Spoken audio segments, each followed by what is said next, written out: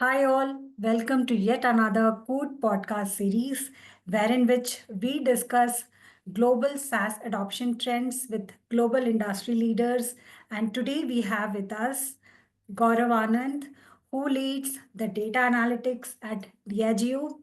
I have attended his conferences and so many conferences, and Gaurav continuously advocates for the unsung hero behind the success of AI and Gen AI, which is nothing but the strong data foundation.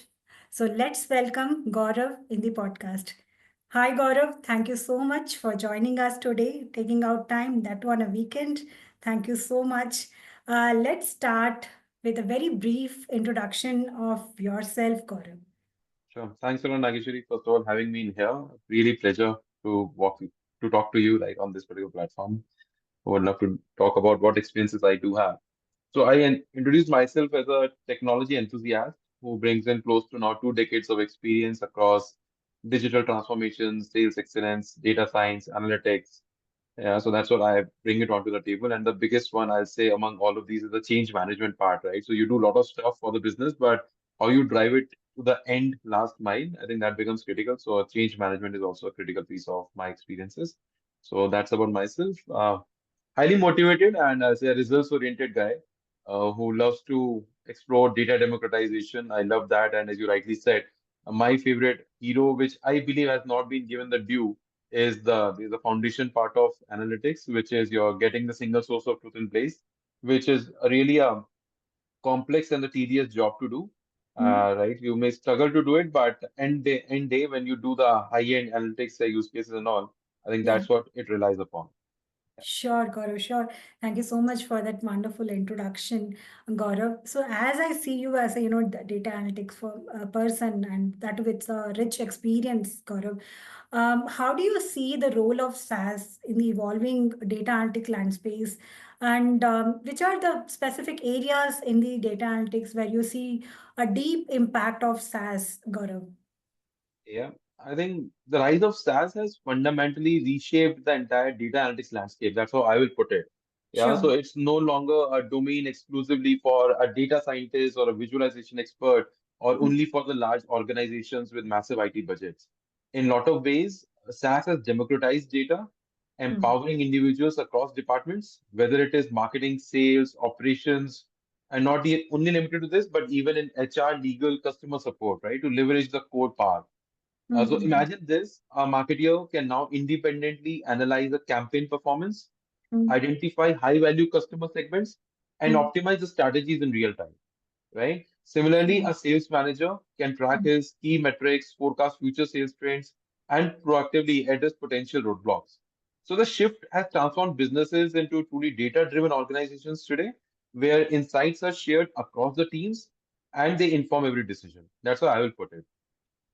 To add on, I'll say SaaS has injected incredible agility into the entire analytics value chain. right. Gone are the Right. days of your lengthy procurement cycles and Yeah. cumbersome infrastructure setups and all that, right? You don't have to get into that these days. With Yeah. SaaS, scaling becomes as simple as just adjusting few settings, right? You have to just tweak that and you are absolutely up and running. And finally, I think the impact of SaaS even goes beyond internal operations. It's revolutionizing how businesses understand and interact with their customers. And that's the mission critical for, I think, every org today. If you analyze your customer behavior, the Yeah. preferences, and the interactions across various touch points, companies Mm, can truly deliver personalized experiences. And I'm mm, sure we all love that, right? So the more yeah. personalized you see the experiences, the more engagement it is, the better it is, the confidence of the consumer picks up significantly. Yeah. I think it helps significantly to all the enterprises. In conclusion, I'll say that SaaS has not only democratized data Mm, analytics, but also infused unprecedented agility and flexibility. It is sure. empowering businesses to make data-driven decisions at every level. That's how I will park it. Sure, sure, Gaurav. Interesting. So, like you mentioned, especially in the consumer phase, and you are into the, I see you're into the beverages and FMCG industry, Gaurav. So, if you can share, especially the tertiary data, right? How do you overcome the challenge of tertiary data? And the second thing is, how do you actually partner with the D2C partners, or instead of competing with them. So, according to you, how do the brick and mortar model like yours can actually compete with the D2C brand, Gaurav? If you can throw some light on. Yeah, so I'll not quote Diageo, right? So I'm not representing Hmm. that org right now, and there are Yeah. very different challenges that Alcobev in India faces. It's a very regulated industry and all, and you don't have Hmm. access to data. But there are other ways and means the way people project it out today, right? Hmm. So I mean, I'll talk in generic right now Yeah. at this particular juncture. So from that standpoint, see, most of the sales folks who visit the markets and all have their handheld devices, right? So they have their very well defined PJPs, the outlets they visit, they all Yeah. know the basic nuances of outlet, right? So there'll be different types of outlets today, right? Yeah. So some will be your premium trade outlet, some will be your mass on premise, right? So different those types of outlets exist, and then there are nuances how you want to capture the tertiaries from them, right? So well, let's not get into that, but the art is once you Sure. start getting the drift of that tertiary and you're bang on, maybe at some points because prediction has become, I say the ways of living today for every organization. If you have a Sure. good trajectory of your secondaries, it's Okay. no more a challenge to predict a tertiary for yourself, right? That's Sure. how I will park it. And the moment you get that drift, it's absolutely a different ball game altogether. To your point, Anand. Mm. Sure, sure. Thanks, Gaurav, for sharing that. That's helpful. So, and okay, if you have to give a very general but yet a unique, because every industry has a very unique data metrics, Gaurav. So, because you are in the data industry and that too in the FMCG, Yeah. so in that industry, if you had to give one or two, unique metrics to the FMCG industry, if you could share, Gaurav. Can you just elaborate that unique Um, metrics too? So unique, see every industry, FMCG industries, they will have a unique metrics, right? On the basis of which they are evaluating the data, that it to be, consumers or the sales velocity. So how do you, if you had, couple of metrics with which you're evaluating right now in the data analytics space, if you could share couple of, metrics which you're using right now. I think it's the accuracy part of it, right? Today, I think if you have the, first of all, getting the single source of truth in place itself becomes a challenge Sure. because, Yeah. and as I define, there are two types of organizations which exist today, right? So Hmm. one is the legacy org, which have been in the system for maybe 15, 20 years or plus that. And then Sure. there are organizations who have been just starting up. They are born digital in a lot of ways, right? So the types of challenges you face in here versus there is very different. So how you marry everything in the legacy org where which might have gone through the mergers and acquisitions, which might have Okay. gone through, right? So different paths. So the ecosystem, the landscape of the tech stack is very complex in such organizations. So Hmm. getting everything together where every individual or every stakeholder speaks the same language, that itself is a big one, right? So how we Hmm. unlock that part of it versus a born digital where you're bang on, it's the velocity, the veracity of data which has to be taken care of.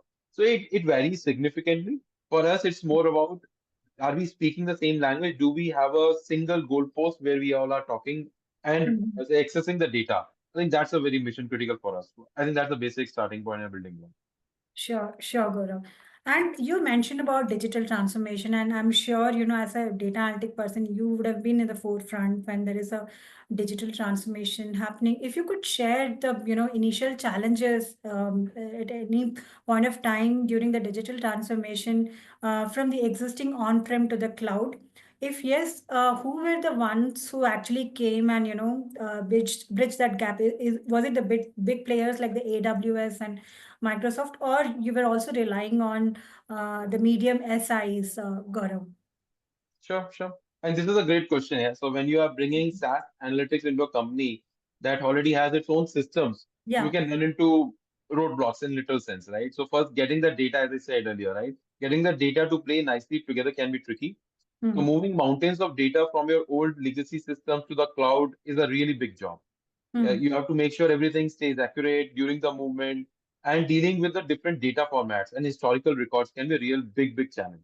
Hmm. The second part is the integration can be a bit of puzzle, right? Hmm. So SaaS platforms rely heavily on APIs, which are like bridges, right? Hmm. Connecting different systems. But if those bridges aren't built right or the instructions aren't clear, it can really create a headache for the entire enterprise. So you might need to do some custom coding to make everything work smoothly, which can take time and resources. These are very small nuances I'm talking about, right? So Yeah. not many people talk about these, but these are real big challenges when you're doing such big digital transformations. Yeah. And finally, the third one, which comes to my top of the mind, is moving sensitive data to cloud raises concerns and eyebrows across the organization, right? So how will we ensure that? So you need to make sure your data is safe, you're complying with all the necessary regulations, whether it is GDPR or HIPAA. So Yep. how do you do that? Hmm. Yeah. And you're bang on. I say the big cloud players like AWS, Microsoft, Google, everybody offers helpful tools and services to make these integrations a lot more easier.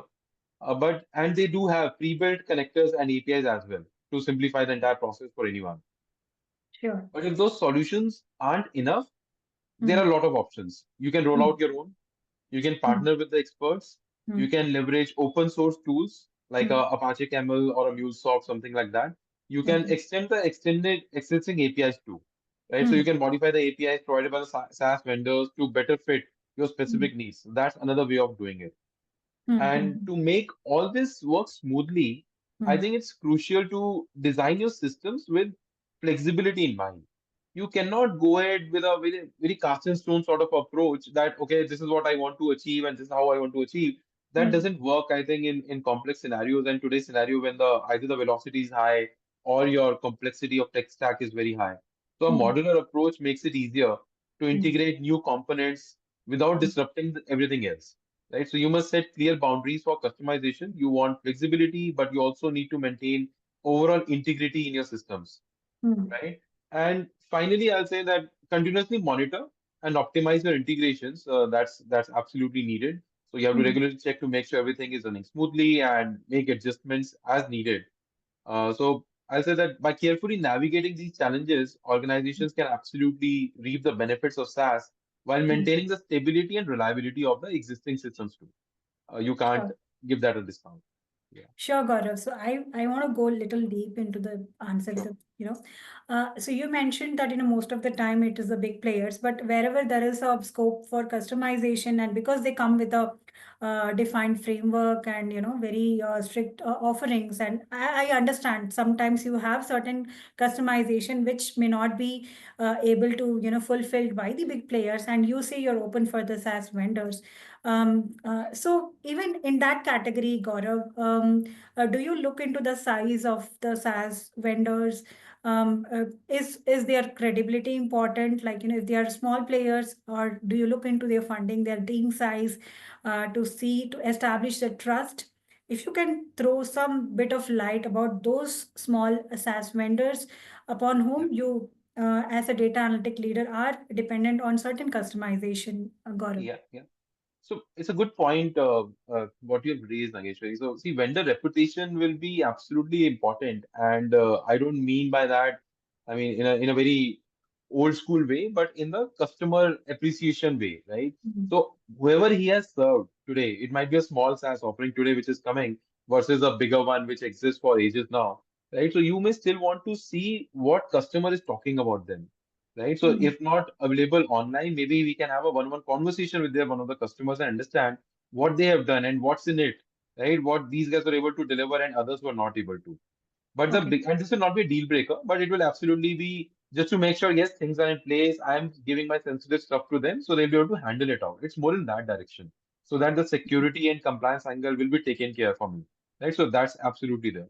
But the bigger things which we look for will be around the functionality and the features part of it, right? Okay. The Okay. the usability part of it. I am a big fan of intuitive and user-friendly stuff Okay. because I personally believe that if you're a very hardcore techie, you end up creating something which you wish for or envision for. But it may not be needed by the business, right? Who wants to use it? Yeah. The end user.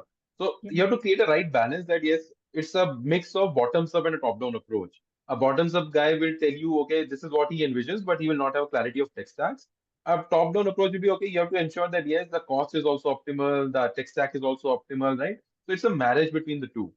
So I'm a big fan of Sure. that. So how that happens so that the change management will be a lot more easier versus a very heavy data or a very heavy technical tool getting created or if SaaS being offered versus the real usability that you need in the system. I think you should be very clear what's the ask in your organization. It will depend on the analytics maturity or the data maturity of the organization, the data literacy within the organization for which you are looking for this SaaS offering.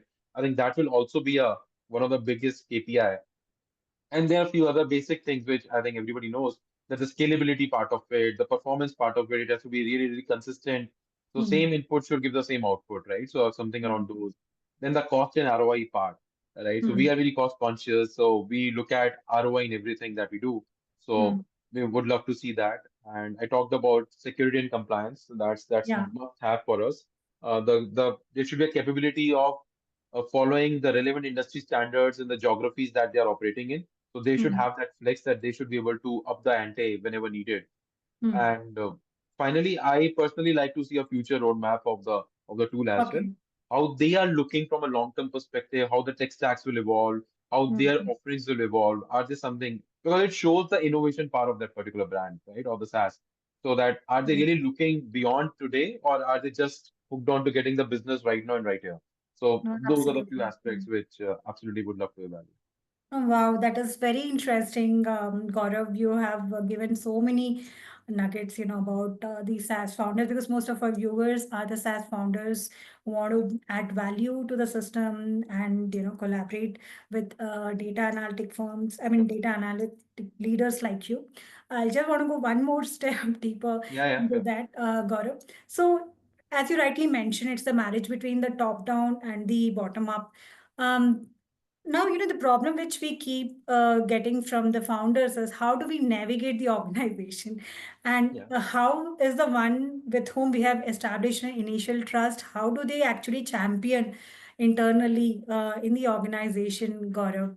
Um, if you could, I mean, what are the, I mean, how do they approach to you? I mean, if at all there is a decision maker in the organization, Gaurav. I know my question is little broken, Yeah. but okay, Yeah, yeah, my yeah. what I want to understand is how, as a founder, do they need to go and do the? Is it through their marketing that you're able to get to know about them? Because you mentioned that we go and ask the other users. Is it through them, or how do they connect with you, Gaurav? Yeah, I think there are multiple ways, Nageshwari, and it all depends on different individuals too, right? But I Mm, think there are three, four levers which I personally see.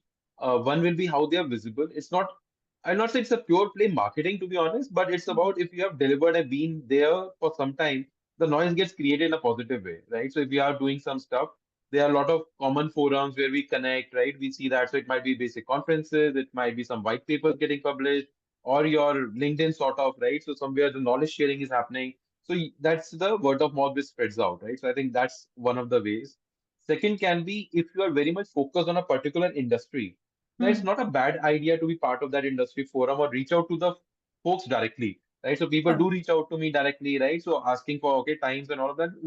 Everybody does that, yeah. I mean, but do it in the right stride. You can't Okay. expect the business to come in day one, right? So No, no. we might be using it today, but Uh, absolutely there might be synergies in the future, right? So we might be in a sure. stage where we have just entered with somebody else. We might not have the business right now. But Mm, if you showcase your capability, as I said, right? So I mean, future vision, the innovation part of it, and what's in it mm, for the organization you're coming in for, you may want mm, to have mm. a co-creation sort of a session wherein you understand the Yeah. pain points of the org and you say, okay, this is what you guys have solved for so far, and can there be a mutually agreed sort of a way which can be done and sign up for? And it's a Mm, long-term relationship building, I think that's needed here, right? So if you know folks around, people will be there, right? So I mean, when the right need comes in, they will reach uh, out to you. I think yeah. that works. But yeah, I think, and then there are, I think, industry standards also. So I think most of us look at Gartner's Magic Quadrant or something like that. If they Mm, have a play over there, right? So mm. it absolutely creates a curiosity, right? I would like to see, Yeah. okay, why this new guy, right? New guy on the block has come in suddenly and being top of the charts or something like that. I would like to know more about, right? So is there Okay. content available online for them? Okay. So it's a right mix of multiple things. I Yeah, don't yeah. know. I mean, It's not a sure shot that okay, hit this and you mm, will get it. But I think it's a rub off you keep on creating in a positive way, and then you suddenly that it yeah. comes on. So I think the founders are in the right path that they are doing all this Absolutely, worrying. I'm sure. Yeah, yeah. Yeah. Gaurav, you mentioned, no, one second, you mentioned about, I don't know, I wanted to go, maybe when I recollect, I'll just Sure. No let me worries. move on to the next question as of now. Um, the what is your take on, because most, again, I'm saying that most of our viewers are the SaaS founders. Yeah. According to you, Gaurav, which is that advanced SaaS tool, right, which is really going to shape the future, where the founders can put their energy, Gaurav? which is Correct. one good SaaS platform, that because I see the talking with you, I see you're more future oriented, and Yes. you want to talk to the products who are showing the future roadmap, and the features are aligning with Yes. the with that of the organization. So which SaaS platform is going to shape the future according to you, Gaurav? Sure. I'll not name the SaaS platform, right? So let's Sure, keep sure. it generic. So let's dive into some game-changing advancements, which I believe SaaS-based analytics tools are going to revolutionize the Yeah. data-driven decision making in the coming years, right? I personally Yeah. feel that's going to happen. So I think first off, AI and ML integration, right? So you see every offering Yeah. today talks about this, right? So AI and Yeah. ML will surely elevate SaaS analytics platforms by enabling, I'll say, more advanced predictive analytics, automated insights, or even anomaly detection. Hmm. These technologies can literally sift through vast data sets, uncovering the patterns and trends that allow organizations to anticipate market shifts and make proactive decisions. I think that's going to be a really, really big one. I think most of the folks are doing it, but are we Hmm. doing it in the real value add way, right? I think that's something which we have to be watchful for. And we have to really not use the word AI/ML just for the heck of it, but really creating a value for the end user as well. And then there's something called real-time analytics, right? So the Hmm. ability to process and analyze data instantly will become even more refined now. Imagine Sure. making decisions on the fly with insights that reflect the current state of a business. So, Hmm. if I were to give a very simplistic example, it's like the causal, right? So, I see there are red flags in my business performance. Can I see in real time, okay, what's triggering this red flag for me? Just a click of a Yeah. button. Because today, AI and ML can absolutely do it for you, right? You don't need a Hmm. human to do a deep dive, extract all the data, run some model and all. That's not needed, right? You can see a very basic causal getting in created over there. And then you Okay. start evaluating that and you get a drift that this is where the red flag is, and this is driven by maybe quantification of those then features that okay, these top two are contributing 80% of the red, right? I think something of those sorts is going to be a big one. And then we will be looking a lot more around data visualization, which is evolving at a very fast pace today. Expect Hmm. more intuitive and interactive tools that will help users understand complex data in a very quick glance, Got right? it. So you have big velocity, but Hmm. these tools can simplify you for you. Hmm. In this space, also, I can tell like so if you combine like a VR and AR together with a data visualization, right? So Hmm. and let's try to see what value, right, it will explode into. The interpretation of data, right, in those Hmm. scenarios will be a lot more way ahead of the curve than what we are seeing it today. We are also Hmm. seeing a lot of data integrations which are happening at scale. Scalability, I think everybody knows about. And Hmm. then maybe a cohort or a persona based analytics will start Okay. playing a lot more role, right? So you will have customizable dashboards or decision boards is what we call it. So can we Hmm. create something around that where personalized Yeah. insights can ensure data is relevant to the end user? It's not about you have everything on the platter and you decide what you want.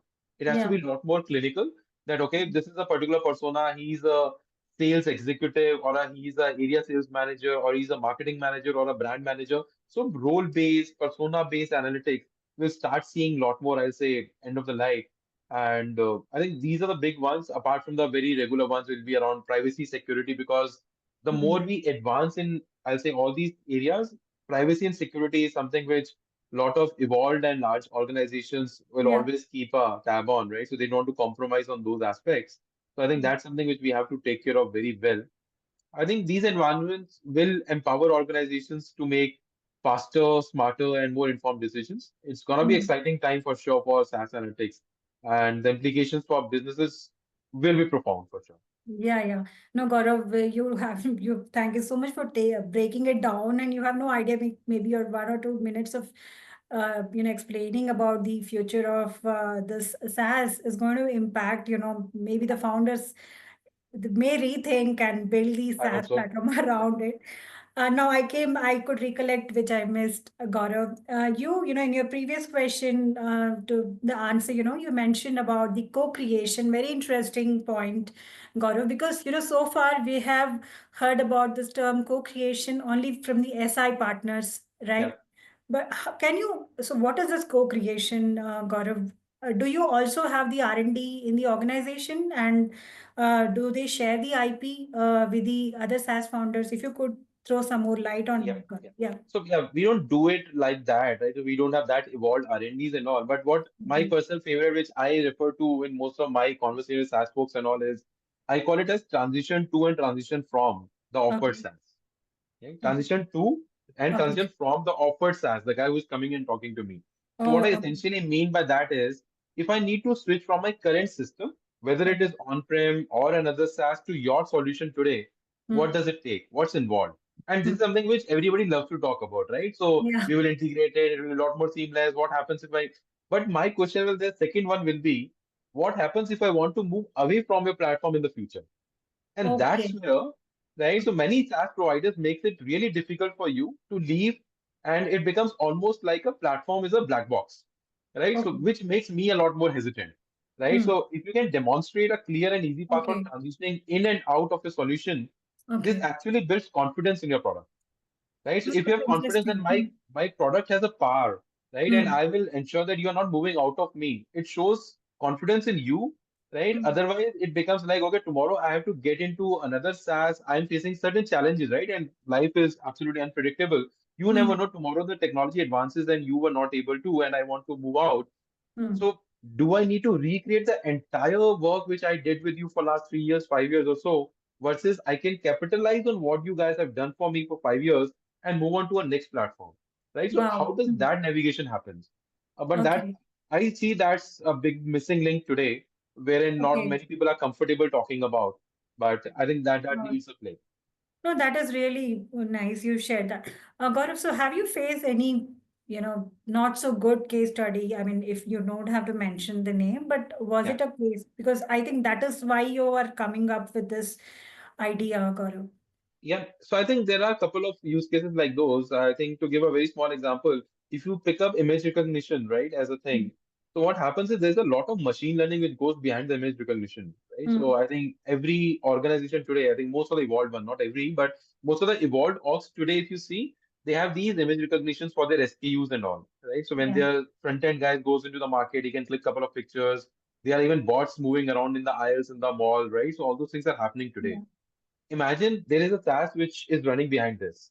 Tomorrow I want to move out from this particular product to a different product. Yeah. Do I need to do a entire learning of my pictures, image recognitions, and everything back again for this new tool? Or Hmm. will you allow me to move on from this to there? That learning has to be created for me. If it is a Okay. black box, if it is not hosted in my environment and all, then it Hmm. becomes a complete. While the IP is mine, data is mine, right? Product is mine. It is getting stored somewhere else. So I'm not Yeah. able to play around with that, right? So I'm not able to Okay. extract that value, right? So I Yeah. mean that's a big challenge. So I Okay. mean and it's a big pain for us. No, So thanks. I mean, yeah, so I think that's one of the examples. I think there were a couple more, but yeah, I think that's if it. you could, I mean, okay. Sure, Gaurav. And now, I would like to shift the gear and, go to the SIs, Yeah, because I'm sure you're into data analytics and you would have, I mean, you had the relation with the system integrators.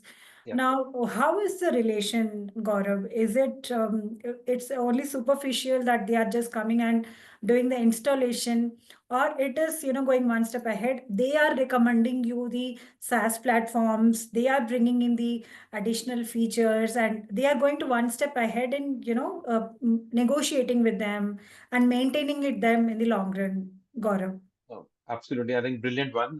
Yeah. So I think system integrators are absolutely crucial for us as a data analytics Yeah. leaders and all, right? So especially when we are embarking on massive digital transformation projects, and it will be absolutely unfair to use a word like an installer for them. I don't make it like that. But if I'm trusting someone, they are absolutely true partners for me, right? So Okay. think of them as trusted guides. They will help you navigate the complex world of data.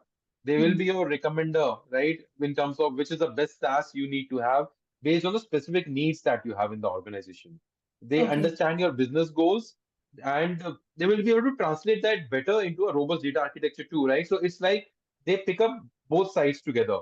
So they Yeah. will understand my pain point. They will understand the beauty of all the SaaS offerings which exist in the market. And based on that, they can come out very clinically in a very, I say, a intuitive way of doing maybe a checkbox sort of a thing. Okay, so you need this thing as a business, and these are the offerings by these guys, right? So I think Hmm. maybe cost is also one of the elements out of it, right? The Hmm. scalability part of it, and all. So they can absolutely do that.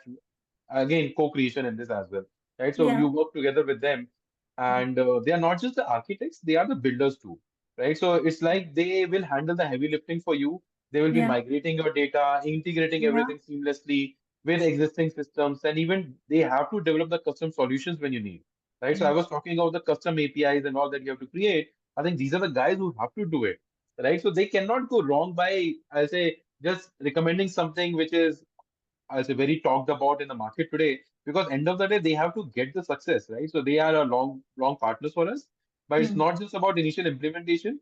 SIs are there for a long haul. They help us troubleshoot any hiccups, optimize performance, and keep us up to date as well, right, with the latest advancements that's happening.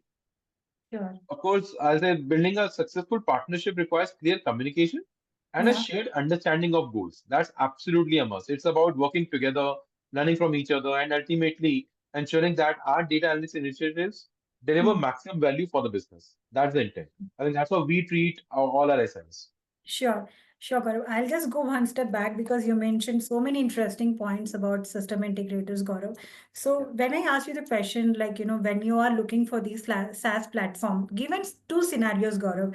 Scenario number one, where a SaaS platform individually is approaching to you, let's say for last 6 months, Yeah. okay, maybe they have seen you in a conference or they are following up in Yeah. the LinkedIn, or option number two, where you tell your requirement to an SI and Yeah. he or she is directly coming and giving you. So which option will you choose? I don't know if it's a I, very No, no, absolutely. It's a good question, Agiti, but it's never, it doesn't have to be either or, right? So it has to be and combinations, right? So I'll not say, okay, whatever my SI is saying, I have to just go and blindly do that, right? sure. And whatever this guy is saying, I have to blindly do that. It is, again, a very joint up sort of a discussion. You have to see a value.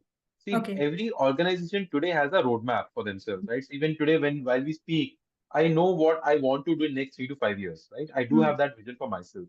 Do we see that particular offering, irrespective it's coming from SI or the SaaS directly, is it Okay. fitting into my goals, right? Is it fitting into the problems that I am trying to solve for, right? Okay. I'll be flexible in terms of, okay, if there is something I can advance from my plan. Suppose I was supposed to do maybe 2 years from here, but I'm sensing something which can be done right now. I'll not Hmm. shy away from doing that, right? Okay. But then there can be some genuine challenges which organizations face. It can be your budgeting problems, right? Other things and all. If we can Hmm. again jointly set it up. So Hmm. how I look at it is, if you are very much into the co-creation part of it, Hmm. if organization is facing challenge on budgets and all, why not do a POC for some time, right? Do Okay. it maybe at a smaller cost or at free of cost, whatever, pro bono, something on those lines. But you have a line of sight in terms of what it takes to make it full scale. I should be aware of it. Okay, so tomorrow when you are bringing it to production and all, it will be like this much of cost and all. Are we aligned on those? If we are Sure. aligned, maybe initial 3 to 6 months or something like that, and see, it gives confidence to the guy also, right? So if Yeah. you're doing these POCs, pro bonos and all, you get the confidence and it shows on the vendor also that, Yeah. okay, he's really believing in the partnership and he has a confidence in his product, right? So Sure. it's a multiple win in that sense. So I think that's how it pans out. Sure, sure, Gaurav. Now, this is out of curiosity, which I'm asking. On an Yeah. average, how many POCs are you evaluating, Gaurav, as a data analytic head in one quarter, let's say? So yeah, every month we do have POCs running. That's how I will park it. So every month. Okay, And a quarter also there are significant chunk, but it absolutely depends on the bandwidth of ours, sure. right? And then it also involves certain costs. Even POCs, I'm not a believer of doing everything free of cost and all. We do pay out some, right? So I mean that it should be an interest for both of the parties. Otherwise, it Okay. becomes a lot more dilutive, right? So what's in it for Gaurav to let loose off if he has not paid anything? So I take it in that stride, right? So I will be paying at least something so that we are also interested. My team is interested in working on that. But Sure. every month, every quarter, we keep on running. I'll not give a number, but it's a No, no, decent yeah. amount of, yeah, Even yeah. no, that's helpful, Gaurav. Now, yeah, I think I covered this. Yeah. One advice that I know you have shared so many interesting points and golden nuggets for our founders, but if you could give one advice to our SaaS founders out there to build a very good trust and good relationship with a leading data analytic leader like you, and one red flag that they should be aware of, Sure, Gaurav. sure, sure, absolutely. I think there is a lot, I think, which it takes, right? I mean, talking about what truly matters when you're pitching in, I think it's more about the solution to the potential client, right? Is it really adding value? A key strategy should be to focus on business outcomes and not just the feature part of it, right? So a Okay. lot of times what happens is because Yeah, you have yeah. created that product, right? You are overwhelmed and you want to just put everything onto the table. Okay, I can offer this, right? It becomes a lot more technical discussion versus the value discussion, right? So instead of drowning your audience into technical jargons like terabytes processed with this client, latency numbers, translating right into tangible. So you should work more towards translating these out into tangible business benefits. To give you a Oh, few examples, right? So I helped this client increase customer lifetime value by this much percentage. We helped this customer reduce the customer churn by this much. Right? So something on those lines gives you a lot more confidence that you're talking numbers and how you did that can be a second level discussion. Okay, now you tell me what the model is all about. Then you can get into the feature part of it, the technicalities part of it, or the ingestions and all those things and all. But I think let's talk about that first. Second can be articulate the ROI. And I think most of us look into that. I think the large org, the bigger the org you are reaching out and they are more hungry for it, right? By using tangible KPIs or success stories. So can you create a ROI calculator? Is it possible, right? I mean, to let your prospective clients see, okay, how they can benefit if they go ahead with you, right? So sure. I think that's a big one. Next can be around your team's expertise and credibility, which again, Okay. I'm not saying bring your team and I mean, you have to talk about that, but it's more around through case studies and white papers or the leadership content that you guys have, right? It can be in Yeah. multiple ways today, we know, right? So there are blogs, webinars, engagements, industry events, and all. So it showcases strongly about, as I was telling earlier as well. I think it creates a very positive vibe for you, and a word of mouth is the biggest one for you. Sure, And sure. then comes my favorite will be Yeah. around the customization and the scalability part, Okay. right? I am a big fan of that. So show how you can tailor it out for me, the Hmm. unique needs that my org has, right? And Hmm. emphasize its ability to grow with the business. So today I might be small, but tomorrow you never know, right? If I scale it out and how you are going to shape it up, right? And Hmm. then again, similar to that, trial periods or the POCs and all, if you can do, and that Hmm. works better. Sure. And finally, I And think it's gonna be how you leverage data-driven success metrics. okay. Use their data to prove the value of your solution by showing improvements in their specific KPIs, which Sure. can be reduced analytics, processing time, or enhanced data accuracy, right? So you can provide certain benchmark data, which can also help them to compare their performance with industry standards, which is missing in a lot of our cases, right? I may be looking very myopic today because I know what's happening within my cohort, within my competition at large. But if Hmm. I want to see, okay, at CPG at a large, right, or maybe an extended industry or something like that, this is where a lot of value can be proven by SaaS offers. Yeah. No, no, that's super helpful, Gaurav. And the red flags, Gaurav, which they should stay away So from.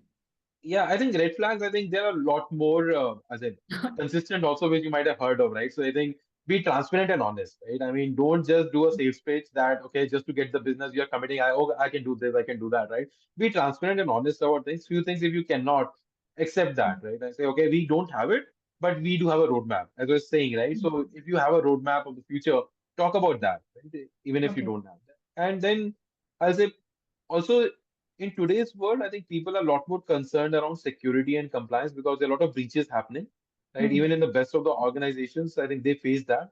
How do you Hmm. ensure that that is taken care of, right? Okay. Because that puts the organizations into a wrong reputation, repercussions and all, which nobody will have the as a digestion to take care of, right? So I mean, this is something which will be a big one for me. Sure, sure, Gaurav. So maybe we have come to the end of the podcast. So I asked this question to most of my guests, Gaurav, and you also initially mentioned you're motivated, right? So if you could share about your everyday routine, maybe are you a morning person or a night owl? What are your morning habits which keeps you recharged, Gaurav? So I think I'm absolutely a morning person, and yeah, get up What early time and you all. get up? So yeah, okay, that's again a definition, but yeah, by around 6 I do, and that I consider to be a morning person. I'm not a 4 a.m. guy for sure, but yeah, a 6 a.m. guy. Yeah, Okay. so but yeah, how I keep myself, so the motivation is around with, okay, this is something which has been instilled in me from my first job. So the mentors in the Okay. first job itself. So they said, Ki Gaurav, I mean, you should be a person who is sitting in a suppose a room or a conference or whatever, a round table, and you should know at least a bit of every industry or the technology, whatever you have an interest in too. It gives you Okay. a very broad spectrum and a good understanding.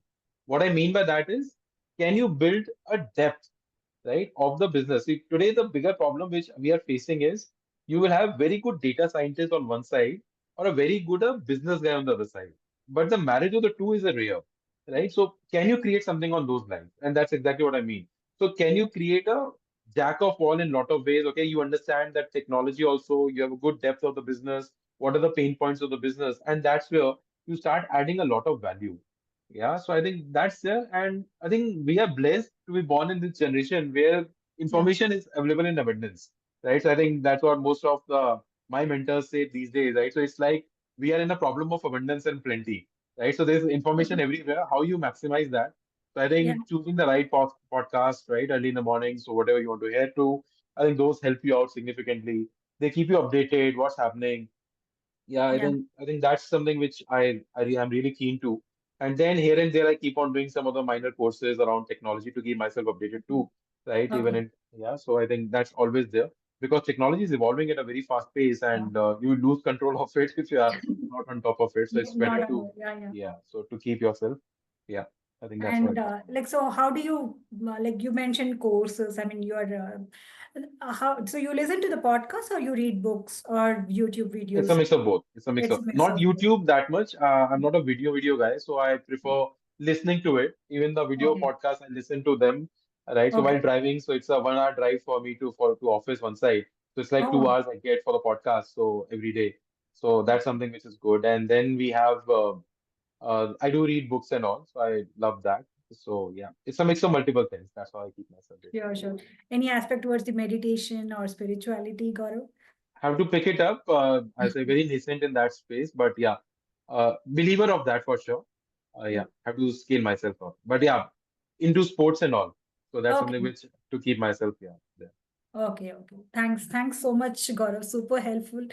Thank you. Looking forward to host you again in our upcoming podcast, Gaurav. Thank you so much for taking Absolutely. out time for Pleasure, us. Nageshwari. It was really pleasure talking to you. Thank you. I'll just stop recording. Are you sure?